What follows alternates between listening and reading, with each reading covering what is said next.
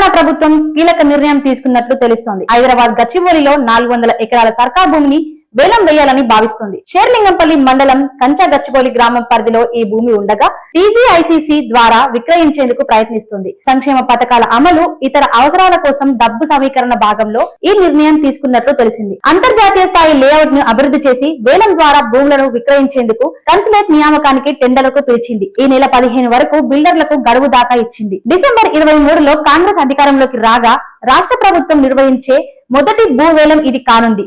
ఈ వేలం ద్వారా ప్రభుత్వం 20,000 కోట్లకు పైగా సేకరించాలని భావిస్తుంది. కంచగచ్చిబౌలి గ్రామంలో సర్వే నెంబర్ 25 వద్ద ఉన్న 400 ఎకరాల స్థలంలో మాస్టర్ ప్లాన్ లేఅవుట్ ను అభివృద్ధి చేయాలని యోచిస్తోంది. ఈ భూమిని అభివృద్ధి చేసే దశల వారీగా విక్రయిస్తున్నారు. అత్యంత ఖరీదైన వెస్ట్ జోన్ పరిధిలో ఐటీ కంపెనీలకు అతి సమీపంలో ఈ భూమి ఉంది. హైటెక్ సిటీ నుంచి 7 నుంచి 8 కిలోమీటర్లు, పంజాగుట్ట క్రాస్ రోడ్ నుంచి 15 నుంచి 18 కిలోమీటర్లు, సికింద్రాబాద్ రైల్వే స్టేషన్ నుంచి 22 కిలోమీటర్లు, శంషాబాద్ ఎయిర్పోర్ట్ నుంచి దాదాపు 33 కిలోమీటర్లలో ఈ స్థలం ఉంది. అక్కడి లేఅవుట్లలో గజానికి గరిష్టంగా 2 లక్షల వరకు పలికే అవకాశం ఉందని ప్రభుత్వం అంచనా వేసింది. ఎకరాల్లో అయితే ఎకరం 50 కోట్లు పలుకుతుందని అంచనా. లేఅవుట్, మాస్టర్ ప్లాన్ తయారీ, మౌలిక సదుపాయాల అభివృద్ధి, వేలం ద్వారా ప్లాట్ల విక్రయాల తదితర కార్యక్రమాల నిర్వహణ కోసం రిక్వెస్ట్ ఫర్ ప్రపోజల్ ని ఆహ్వానించారు. Quality come cost based selection పద్ధతిలో బిల్డర్ ను ఎంపిక చేస్తున్నట్లు అధికారులు తెలిపారు. కాగా భూముల వేలం ద్వారా వచ్చే 20,000 కోట్లు రైతుల భరోసా, ఇందిరమ్మ ఇల్లు, ఆత్మీయ భరోసా, ఇతర పథకాల కోసం వేచించినట్లు